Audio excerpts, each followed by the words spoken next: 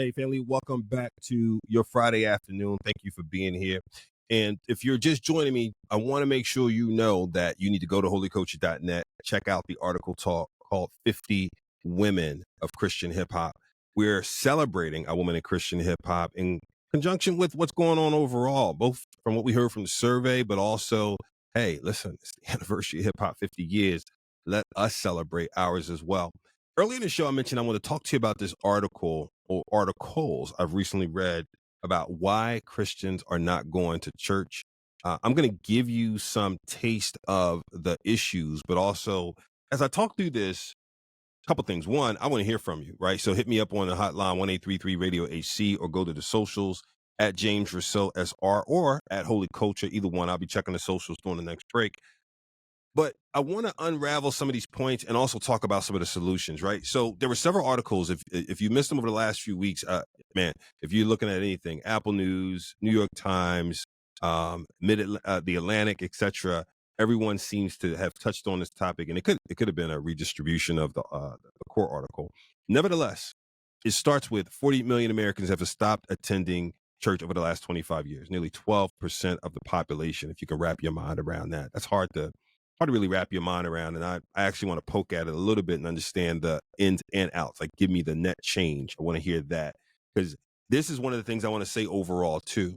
Sometimes these articles and such can push us in a direction of too quickly adopting what we're reading as the truth and that we should go along with it. Right. And just surrender. This is what's happening. Oh, man, this is the wave, the bad wave on this one. We need to go with it. And I just want to pause and say, let's understand it and let's think about what we do about it. It goes on to say this change is also bad news for America as a whole because participation in religious community generally correlates with better health outcomes, longer life, higher financial generosity, and more stable families. That's good, right? Okay. Now, two major reasons were identified. The first, religious abuse and more general moral corruption in churches have driven people away. And one of the things about religious abuse, I just wanted to dig into that a little bit.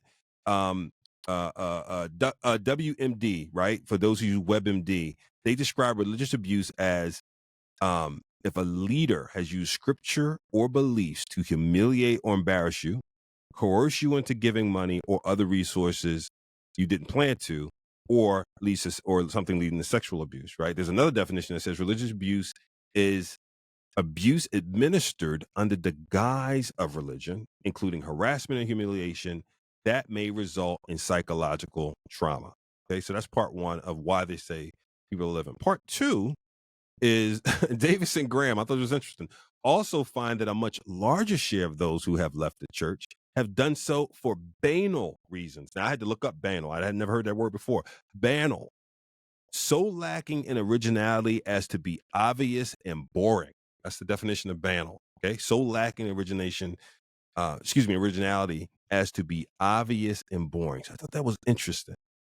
Um, the last point I thought was interesting is for most Americans who were once a part of a church but have since left, the process of leaving is gradual. And in many cases, they didn't realize it was happening until it already had. It's less like jumping off a cliff and more like driving down a slope. Let me stop there, family. If you feel yourself driving down a slope for whatever reason, for religious abuse, because it's banal, it's lacking in originality, etc. I believe, I think many of us are conscious of what's happening sometimes. We just may not want to address it. Okay. Many times we're conscious. We know something is changing, but we are not yet ready to step in front of it. We don't want to quote unquote deal with it yet. And I just want to encourage you, if you're having that moment, if you're finding that you are drifting a little bit, man, check in with someone. I think all of us can attest to an experience. I remember an experience once where I was at a church, the leadership said they needed to sit down for a while, given some things that had going on, and said, look, I'm not going to sit in the pulpit. I'm going to sit on the front row. I'm not going to minister. I'm going to get ministered to as I go through this process of restoration. Right. And those can be heartbreaking moments. You become so, I don't want to say attached to, but maybe that is the right word, attached to, used to, it's a part of your week to hear from such and such, right? And to be involved in ministry with such and such. And then a change happens, and you can forget for a second that your primary allegiance is to Jesus Christ. And you can get rattled, right? And I want to encourage you, family, if you are getting rattled or if you're going down that slope, man, check back in, get prayed up, remind yourself of where it started and how you first got committed to this walk.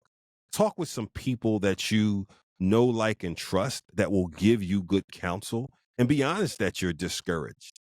Be honest that you may be disenchanted. Be honest that you may be having some challenges, but also be honest that you want to get back right, so to speak. You want to be encouraged and be a part of a healthy, well balanced church community, family.